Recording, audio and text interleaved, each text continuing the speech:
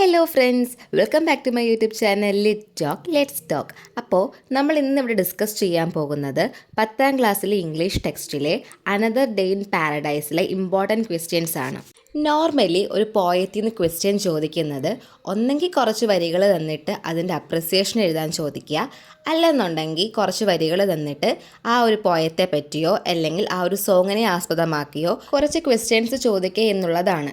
ഇവിടെ നമ്മൾ പറയുന്ന ക്വസ്റ്റ്യൻ ആൻഡ് ആൻസേഴ്സ് അപ്രിസിയേഷനും നിങ്ങൾക്ക് യൂസ്ഫുൾ ആയിരിക്കും. അതിലെ പോയിന്റ്സ് ഒക്കെ നിങ്ങൾ അപ്രിസിയേഷൻ എഴുതുമ്പോൾ അതിലും യൂസ് ചെയ്യാം. സോ നമുക്ക് ഫസ്റ്റ് ക്വസ്റ്റ്യൻ നോക്കാവേ. What is the central theme of the poem or song another day in paradise? ഈ ഒരു പോയത്തിലെ അല്ലെങ്കിൽ ഈ ഒരു സോങ്ങിലെ സെൻട്രൽ തീം എന്താണെന്നാണ് ചോദിച്ചിരിക്കുന്നത്. എന്താണ്?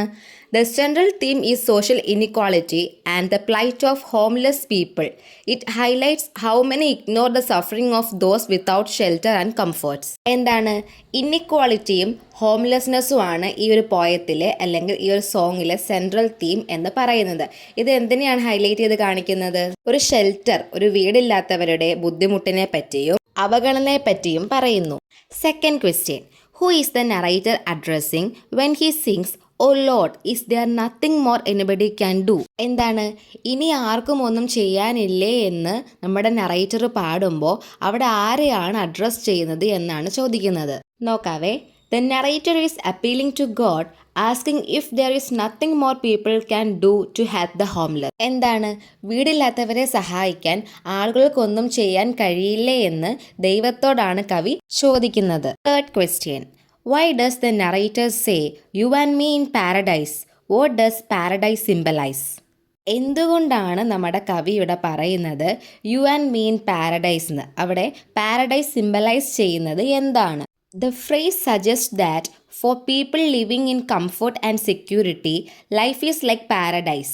Paradise symbolizes a state of ease, safety and privilege which many take for granted while others suffer. അതായത് ആ ഒരു സോങ് നമ്മൾ എക്സ്പ്ലെയിൻ ചെയ്തപ്പോൾ അതിൽ കോറസ് പോലൊരു വരി വന്നിട്ടുണ്ടായിരുന്നു. എന്തായിരുന്നു അത്? 2 തവണ ചിന്തിക്കുക, ഈ ഒരു സ്വർഗത്തിൽ നിനക്കും എനിക്കും മറ്റൊരു ദിവസമെന്ന്. സോ സുഖത്തിലും സുരക്ഷിതയിലും ജീവിക്കുന്നവർക്ക് അതെന്താണ്? ഒരു സ്വർഗം പോലെയാണ്. ഇവിടെ സ്വർഗം എന്തുകൊണ്ട് ഉദ്ദേശിക്കുന്നത് ആ ഒരു സുരക്ഷിതത്വത്തെയും ആനുകൂല്യങ്ങളെയും സൂചിപ്പിക്കുന്നു. ഫോർത്ത് ക്വസ്റ്റ്യൻ നോക്കാവേ. Identify and explain one poetic device used in the song. ഈ ഒരു സോങ്ങിലെ ഏതെങ്കിലും ഒരു പോയറ്റിക് ഡിവൈസിനെ പറയാനാണ് പറഞ്ഞിരിക്കുന്നത്. ഏത് പറയാം? ആ സോങ്ങിൻ്റെ ഇടയ്ക്ക് റിപ്പീറ്റ് ആയിട്ട് വരുന്ന കോറസ് ഉണ്ട്. എന്താണത്? റിഫ്രെയിൻ ആണല്ലേ. Next question. ഈ ഒരു സോങ്ങിലെ ഒരു വിഷ്വൽ ഇമേജിന് എക്സാമ്പിൾ പറഞ്ഞാൽ ഏത് എഴുതാൻ പറ്റുമെന്ന് നോക്കാം. She calls out to the man on the street, "sir, can you help me"? എന്താണ്? ആ ഒരു സ്ത്രീ ആ ഒരാളെ സഹായം അഭ്യർത്ഥിച്ച് വിളിക്കുന്ന രംഗമാണ് അവിടെ പറയുന്നത്. ഒരു ഹോംലെസ് വുമൻ്റെ, ഒരു പുവർ ആയിട്ടുള്ള ഒരു വുമൻ്റെ അല്ലേ, ആ ഒരു ഇമേജ് അവിടെ കാണുന്നു. നമുക്കത് മനസ്സിൽ വിഷ്വലൈസ് ചെയ്യാൻ പറ്റുന്നില്ലേ? സോ വിഷ്വൽ ഇമേജിൻ്റെ ഒരു എക്സാമ്പിളാണ് അത്. It's just another day in paradise. ഈ ഒരു ലൈനിലെ ഐറണി എന്താണ്? ഇവിടെ പാരഡൈസ്, സ്വർഗം എന്ന് വിളിക്കുന്നത് എന്താണ്? ഐറണിയാണ്. കാരണം കഷ്ടപ്പാടുകൾ നിറഞ്ഞ ലോകത്തെയാണ് നമ്മുടെ സിംഗർ പാരഡൈസ് എന്ന് വിളിക്കുന്നത്.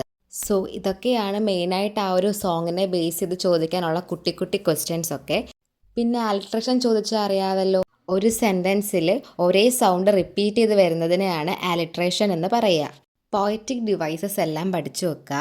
ഈ ഒരു സോങ് അല്ല അഥവാ മറ്റൊരു പോയമാണ് ചോദിക്കുന്നതെങ്കിലും പോയറ്റിക് ഡിവൈസുകളെല്ലാം നമ്മൾ അറിഞ്ഞിരിക്കണം. For example simile, metaphor, alliteration, personification, refrain etcetera. നമുക്ക് ഈ പോയറ്റിക് ഡിവൈസിനെ എക്സ്പ്ലെയിൻ ചെയ്തുകൊണ്ടൊരു വീഡിയോ വേറെ ചെയ്യാവേ. ഇപ്പോൾ നമ്മൾ പറഞ്ഞ ക്വസ്റ്റ്യൻസ് കൂടാതെ നമ്മൾ ആ ഒരു ചാപ്റ്റർ എക്സ്പ്ലെയിൻ ചെയ്ത സമയത്ത് ലൈൻ ബൈ ലൈൻ കുറച്ച് ക്വസ്റ്റ്യനും ആൻസേഴ്സും ഒക്കെ പറയുന്നുണ്ട്. നമുക്കിപ്പോൾ കുറച്ച് ഷോർട്ട് ക്വസ്റ്റ്യൻ ആണ് ചോദിക്കുന്നതെങ്കിൽ കുറച്ച് ലൈൻസ് തന്നിട്ടായിരിക്കുമല്ലോ ചോദിക്കുന്നത്. അപ്പോൾ ആ ലൈനെ ബേസ് ചെയ്ത് എന്ത് ചോദിക്കാം? ക്വസ്റ്റ്യൻസ് ചോദിക്കാം. സോ അത് നന്നായിട്ട് അറിയണമെങ്കിൽ നമ്മൾ എന്ത് ചെയ്യണം? ആ ഒരു ചാപ്റ്ററിനെ പറ്റി നന്നായിട്ട് പഠിച്ചു വെച്ചിരിക്കണം. നമ്മൾ അതൊക്കെ ആ ഒരു ചാപ്റ്റർ എക്സ്പ്ലെയിൻ ചെയ്തപ്പോൾ പറഞ്ഞിട്ടുണ്ടായിരുന്നു. സോ ക്ലാസ് കാണാത്ത ആരെങ്കിലും ഉണ്ടെങ്കിൽ അതുകൂടെ പോയി വാച്ച് ചെയ്യണേ. ലിങ്ക് ഞാൻ ഡിസ്ക്രിപ്ഷൻ ബോക്സിൽ കൊടുത്തേക്കാം കേട്ടോ. ഈ ക്വസ്റ്റ്യൻസ് കൂടാതെ ഈ ഒരു ചാപ്റ്റർ, ഈ ഒരു സോങ്ങിൽ നിന്ന് അപ്രിസിയേഷൻ ചോദിക്കാം. കുറച്ച് ലൈൻസ് തന്നിട്ട് ഈ ഒരു സോങ്ങിന് അപ്രിസിയേഷൻ എഴുതാൻ ചോദിക്കാം. സോ അപ്രിസിയേഷൻ എഴുതുന്ന സമയത്ത് നമ്മളിപ്പോൾ പറഞ്ഞ പോയിൻറ്റ്സും നിങ്ങൾക്ക് ആഡ് ചെയ്യാം. അത് വളരെ യൂസ്ഫുൾ ആയിരിക്കും. ഞാൻ പറഞ്ഞ ക്വസ്റ്റ്യൻസൊക്കെ നിങ്ങൾക്ക് മനസ്സിലായി എന്ന് വിശ്വസിക്കുന്നു. എന്തെങ്കിലും ഡൗട്ട്സ് ഉണ്ടെങ്കിൽ കമൻറ്റ് ബോക്സിൽ ചോദിക്കുക. അപ്പോൾ അത്രയേ ഉള്ളൂ.